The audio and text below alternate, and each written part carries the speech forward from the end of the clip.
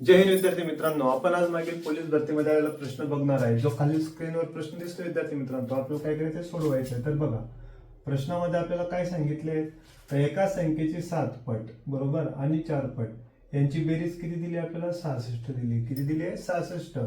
आणि आपल्याला ज्या दोन संख्या मिळणार आहे त्यांची वजाबाकी आपल्याला काय करायची आहे? करायची आहे.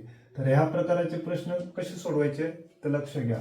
तर आपल्याला 7 पट आणि 4 पट सांगितले म्हणून यांची बेरीज करून घ्यायची बरोबर. 7 प्लस किती लिहिले? 4. किती आले? 11 आले बरोबर. ती संख्या आपल्याला माहिती आहे का? नाही. म्हणून 11x इज इक्वल टू 66.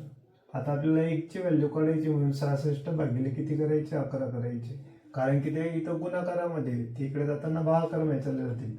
म्हणून x इज इक्वल टू 11 × 11 11 किती होतं? 66. म्हणजे आपल्याला 1 ची व्हॅल्यू किती मिळाली? 6 मिळाली. आता 1 ची व्हॅल्यू 6 मिळाली. यांच्या पटीमध्ये संख्या आहे. पटीमध्ये म्हणजे आपल्याला गुणाकार करावा लागेल.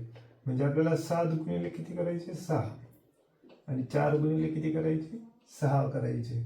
7 सकम किती होतील? 42 इज इक्वल टू 6 चोक किती होतील? 24.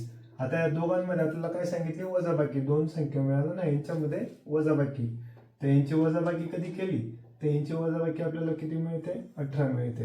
म्हणून आपले उत्तर किती येतील? 18 येतील. व्हिडिओ आवडल्यास चॅनलला लाईक करा, शेअर करा. जय हिंद, जय महाराष्ट्र.